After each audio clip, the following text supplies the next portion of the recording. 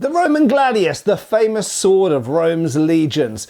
But the funny thing is that Rome's power neither started nor ended with the Gladius.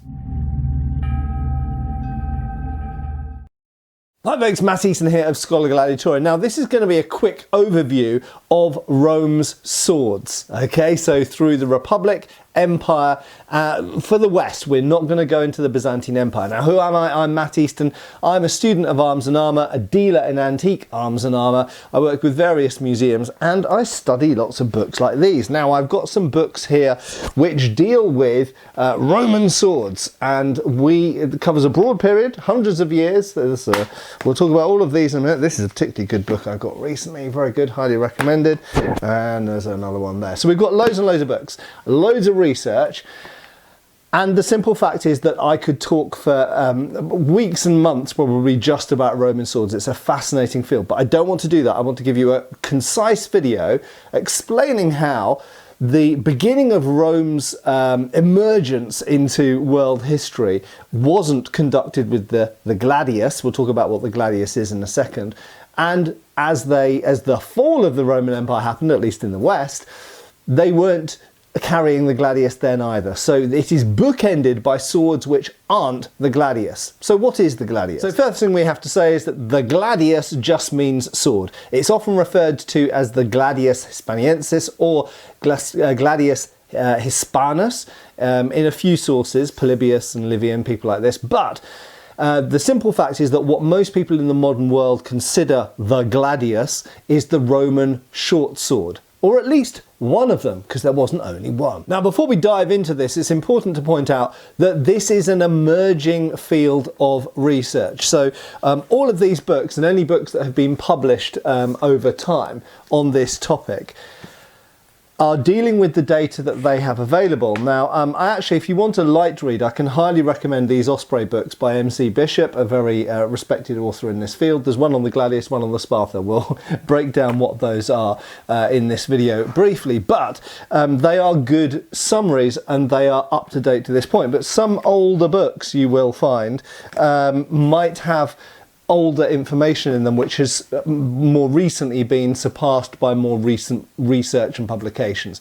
I am a former archaeologist and we're very familiar with this as a way of dealing with this material culture and study of things which come out of the ground. So just like the Romans holding back the barbarian hordes, I bet you're pretty concerned about your online security. And these days, one of the most popular ways to protect yourself online is with a VPN. All sorts of barbarians are out there trying to get their hands on your information. Using VPNs has become pretty normal in the modern world, so that's why my video here today is sponsored by ExpressVPN, and I've got a great special offer just for viewers here right now. With ExpressVPN, all of your information and traffic goes through a secret tunnel. It's completely secure and your IP address is hidden, and every bit of your data is encrypted. And it works with all platforms, including Windows, Mac, iOS, Android, and so on. ExpressVPN has a strict no logs policy, which means nobody can access your online activity, including the people at ExpressVPN. Don't just think when you choose that incognito mode that you're hidden.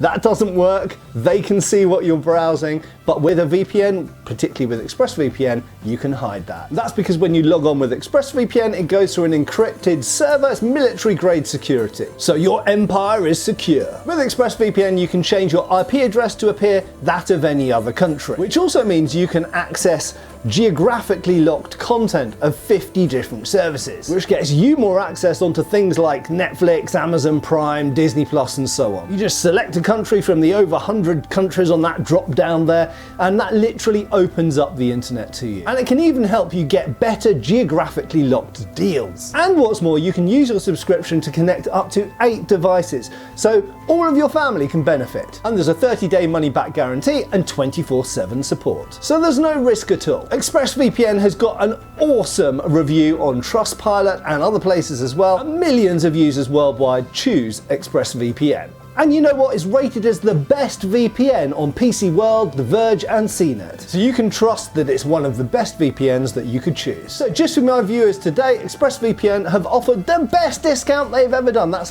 48% off a subscription, plus 3 months extra free. All you need to do is check out that link in the description down below so you can access geographically locked content, find better deals online, play games blocked in your region, protect your data by keeping your identity encrypted, and access blocked libraries of over 50 streaming services. So you should check out that link right now because ExpressVPN are absolutely the best. By clicking that link, you can help support the channel and get 3 months extra free. So thanks for sticking with me. Now let's get back to the main topic of this video. So to begin with, what was the first Roman sword? Well, around the time that the Romans were fighting Hannibal, surprisingly to some people, they weren't using the Gladius. They were using the Greek Xephos, that's right.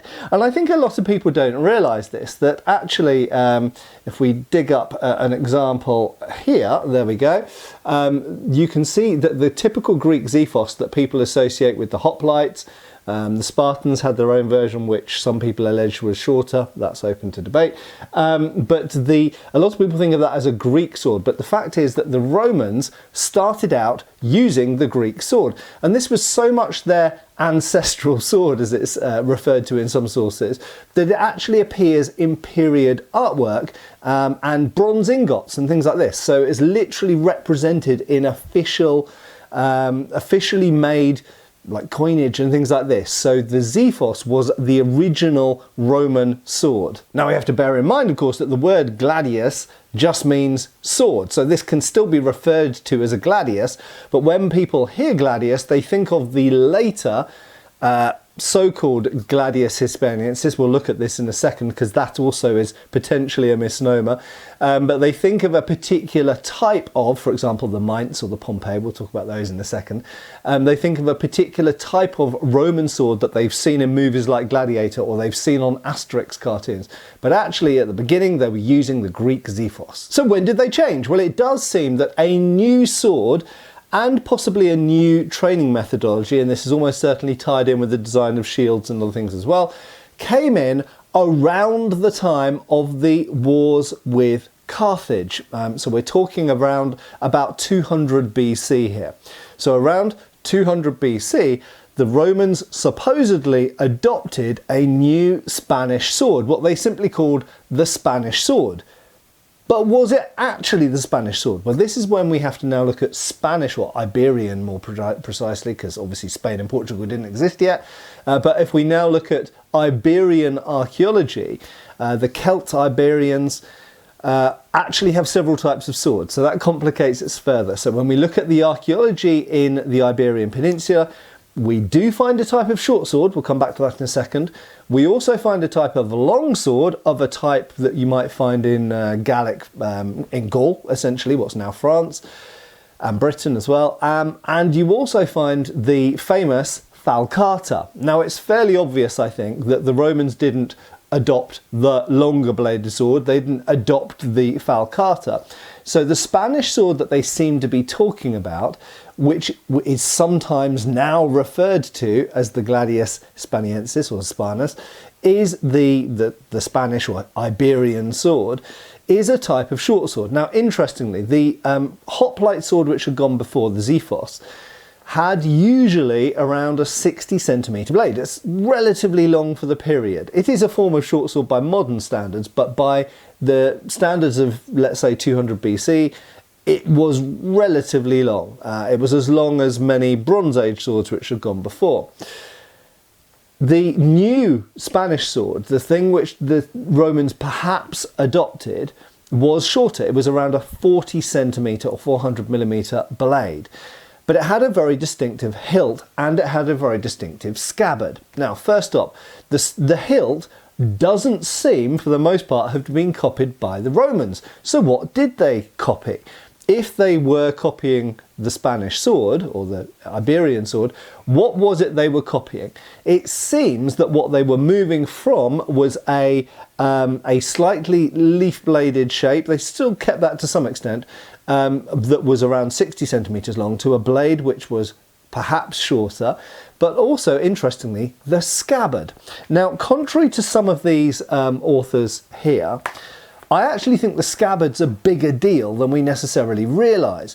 Because if you look at the construction of the later Roman gladius scabbard, it's actually very similar to Iberian short sword scabbards. More similar, in fact, than the actual sword is.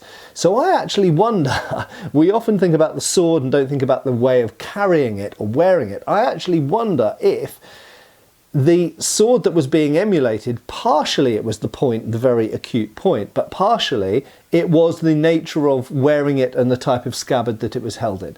Just a theory to throw out there. Anyway, if you know more about this topic than me, you're welcome to post below. But, so, what they did was what the Romans did was they introduced this form of hilt with, not always, but very often, quite a spherical or ovoid egg-shaped pommel and quite a built-up wooden handguard. Now, the earlier, in fact I can show you an example in here, the earlier Iberian swords, as shown here, have quite a different type of hilt.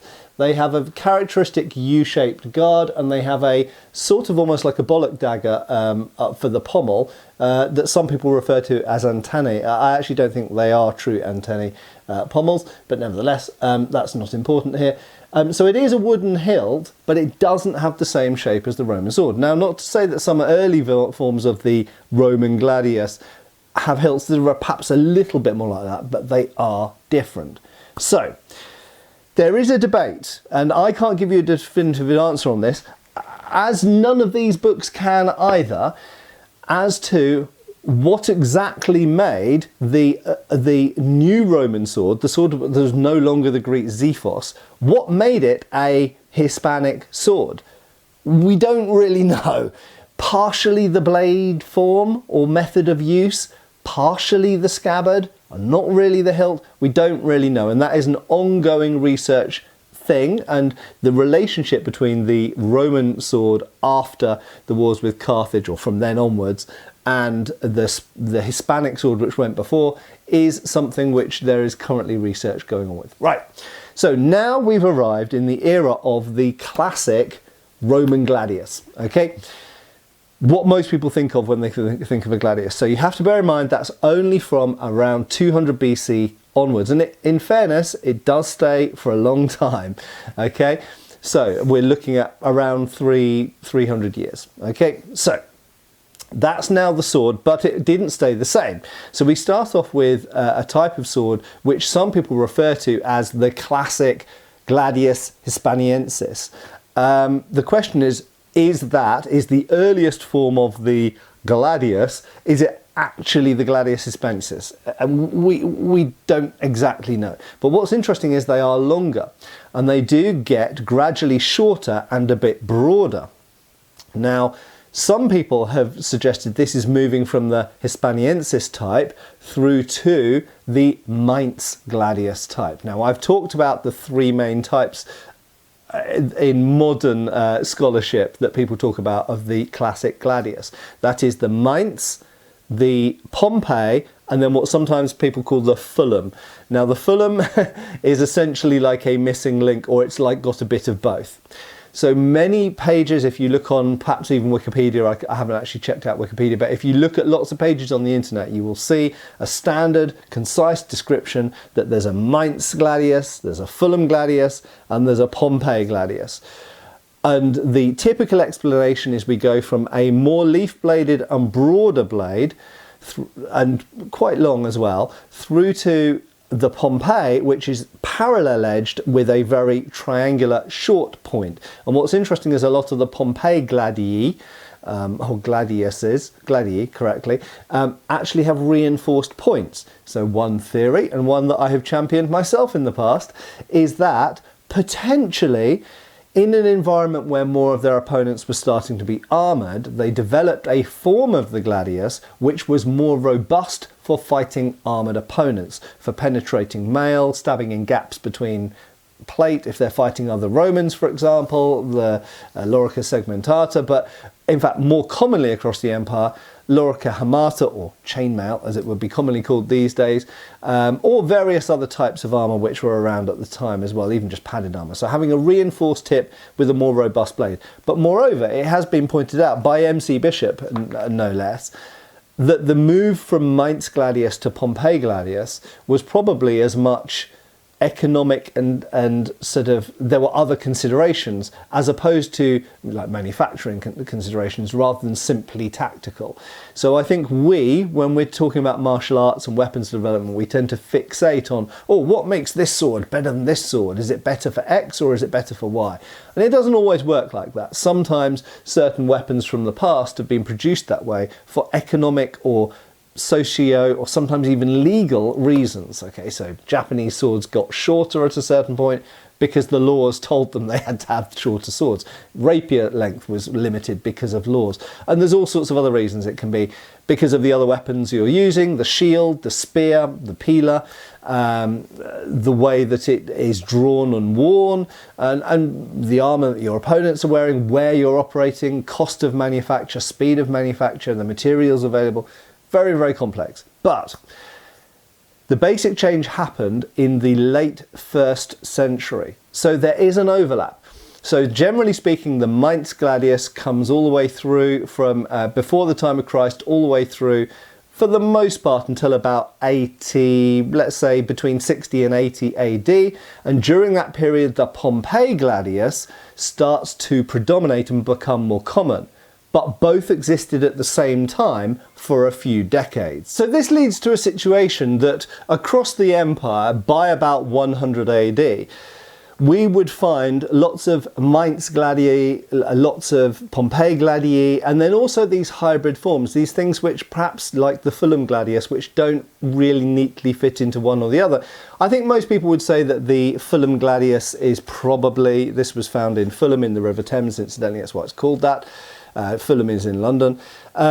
These types of gladii which don't fit neatly into one category or the other are usually more like one or the other, and they probably represent this transitional period. But you have to remember that the armies of Rome were huge, they were spread over a vast area, and so what you might find is that the soldiers in one area, let's say in North Africa, compared to London, Londinium, might have different armour, different shields, different swords. And I think from watching movies and cartoons like Asterix and things like that, and horrible histories or something, I think people have the idea that Roman soldiers looked the same everywhere. They wore the same lorica segmentata with the exact same model of gladius and the same model of pilum. It's not the case. There are many, many different types of pila. There are many different types of shield, many types of sword, many types of armour, and of course a lot of the image of the lorica segmentata, that was probably not as common as most people think, and for not as long. Mail armour was, generally speaking, predominated for most of Roman history. So there was a lot more variation. So a Roman soldier, a legionary in Tunisia, what's now Tunisia, might have completely different looking equipment to one stationed on Hadrian's Wall or in what's now Germany.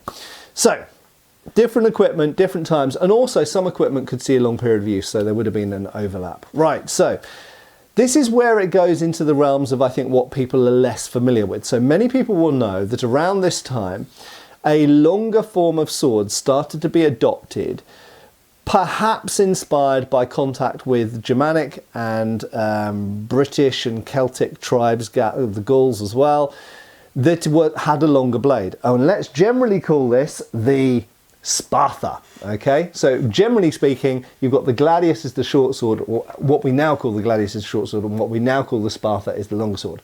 Just to confuse matters, in original literature, these terms are not universally used. So gladius can generically mean sword, and Spatha can also generically mean sword. So it has become a modern convention, although sometimes they might differentiate, it has become a modern convention to neatly pigeonhole into things into gladius is a short sword, Spatha is a longer sword.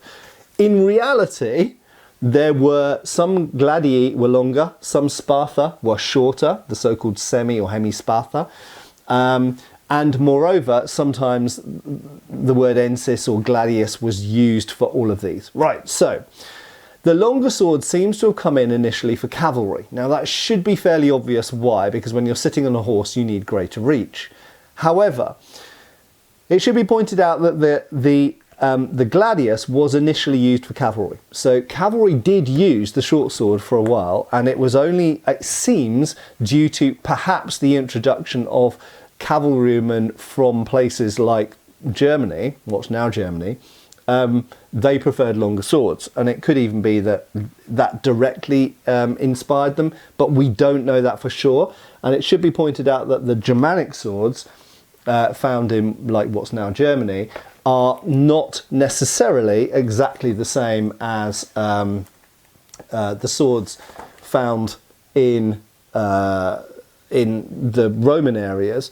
But moreover, we do find Roman swords in, for example, in the bog finds up there in what's now Denmark. So it's a very, very complicated situation. So many people at this point will be aware of the fact that there was a general move in the Roman army to move away from the short sword and move over to the longer sword. And once again, this is an area of debate, contention, and generally speaking, a lack of data. We don't know how many of the infantry started carrying the longer bladed swords. So yes, absolutely the cavalry had been using longer bladed swords, but here's the news flash. I think a lot of people think, oh, these were infantry swords, these were cavalry swords. For a time, that was probably true. But as we go into the 3rd century, for example, by the time we get to the 3rd century, many of the infantry are carrying longer swords. And we're pretty sure from the evidence that actually it became normal. And the short gladius essentially got relegated and retired from service. But yet again, there's something to complicate this whole issue. Firstly, the short sword did not remain of one type. So generally speaking, people know about this move from Mainz gladius to Pompeii gladius in this kind of 1st century and into the 2nd century era. However, as we go into the 2nd century, there start to be other forms of short sword. One of the most famous types, and one of the ones that we have the most archaeological evidence for remaining in places like the British Museum, is the ring-pommelled short sword. Now what's funny about those is, although they are short swords for the most part, and although they do conform to the basic size of a Mainz or Pompeii gladius, they are completely different. They have blades which have less acute points. I've never seen one personally with a reinforced point. They have almost spatulate points. They're quite broad. They seem to mostly be lenticular cross-section, sometimes with fillering. And then they have these ring pommels. It's like they're from a completely different culture. So we've got this weird period in the 2nd century when, yes, the short sword is still around for infantry, but the long sword, or the longer sword, because they're not particularly long, even the Spatha by modern standards, the longer sword is starting to come in for some infantry, perhaps in some areas and not in others. But we've also got these new forms of short sword. It's all very head-scratching and confusing. The story of Roman swords is far more complicated than I think most people realise. And as I say, as we go into the 3rd century and certainly the 4th century, the Spatha dominates. But yet again, another complicating factor, something pops up which some scholars have termed the semi-Spatha, or sometimes demi or hemi-Spatha. I've seen it written sometimes. In other words, the shortened Spatha. Now, I kind of turn around and go, well, isn't a shorter Spatha just a gladius? Boy, it gets confusing. So I am actually not going to go into any more depth on here. What I am going to do at some point in the future, if there's an appetite for it, and please post below if there is I'm going to do deeper dives into each one of these. I want to look at Iberian swords. I want to look at the earliest Roman swords after the hoplite sword, the Xiphos. I want to perhaps look at some of the Xiphoi, or the multiples of Xiphos that you find in southern Italy. So some of the best surviving hoplite or swords or Xiphos that we have are actually from Italy and were used by Roman forces. And then I want to look at the actual main types of gladius and short sword, and also the lesser known types, the ring pommelled ones. And then finally I want to look at the late Spatha and really question some of the assumptions that have been made about those. a lot of people have argued that it's the Roman Spatha is the basis for the Germanic swords of the 5th and 6th centuries, the kind of things that we find in pagan burials in places like England or what's now northern France, or obviously in parts of Germany and Denmark. Were these really the ancestors of the Spatha? I would question whether that was the case, or whether in fact the Spatha actually owed a lot of its development to Germanic swords rather than necessarily the other way around. But anyway, we'll look at that in a future video. Anyway, any particular comments on this, very welcome down below. Thanks a lot for watching. I know this has been a very, very kind of like big picture view, but this is such a complicated topic. For this first introductory video, I didn't want to get bogged down. But I hope now, maybe you learned something here, but I hope that the headline here is that the Romans began their rise with the Greek sword, the Xiphos, and they finished it with the Spatha, potentially a Germanic sword.